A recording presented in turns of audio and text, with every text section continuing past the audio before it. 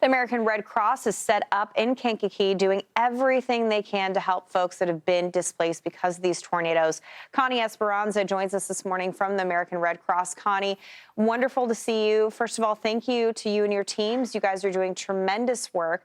But talk about some of the unique circumstances that you are facing across the Midwest in the wake of these tornadoes.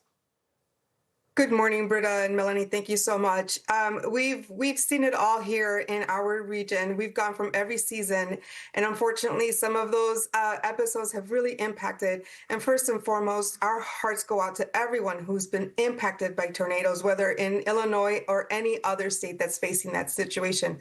We're extremely grateful to our volunteers who, despite after the tornadoes, the heavy rains, the hail, all of that, days before the tornado. They were hard at work, pre-positioning supplies, making sure that they were ready to stand next to all of those impacted. And right after the tornado, which was yesterday, they were on the ground. They were distributing supplies, driving around in the neighborhoods that were safe to drive around in, handing out water, handing out cleaning supplies, shovels, bags, whatever was needed as the cleanup started. Connie, and you have available shelters. Your team has a shelter set up at Kankakee Community College. I believe there's also one that's in Lake Village. So if someone needs those resources, what are available?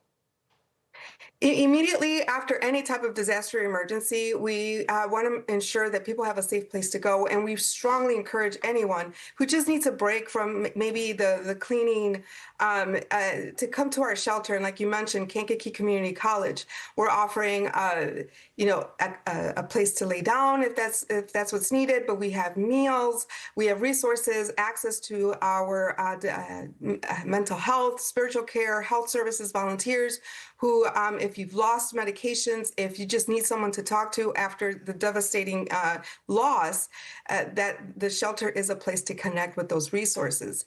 At any point, anyone impacted by a disaster should call 1-800-RED-CROSS or visit our website, or we strongly encourage people to download our free emergency application, which not only gives you shelter locations, but also gives you safety tips before a disaster strikes. And I think a lot of people think about a Red Cross shelter is, okay, this is where I go if I don't have a home anymore and I need somewhere to sleep. But there's a lot more to it. Maybe you just need that short respite or assistance with medical care. Real quick before we let you go, Connie, some of these areas are more rural. Is that a challenge, finding shelter opportunities in more rural locations?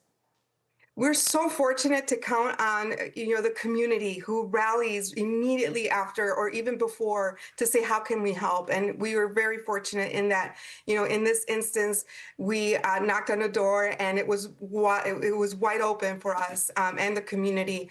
And that's one of the things that we're very grateful. Like I said, one organization can't do it alone, and it takes a village. And in this instance, that village opened its doors. That was Kankakee Community College, but in other communities, that's always the case too. It's schools, it's churches, it's places that have a large space for people to come together, like you said, to take respite, to take a break from what they just lived through. And I love the support that you guys give for mental health, an important aspect. American Red Cross National Spokesperson Connie Esparza, thank you so much for the hard work from your team. We send you our best. Thank you so much.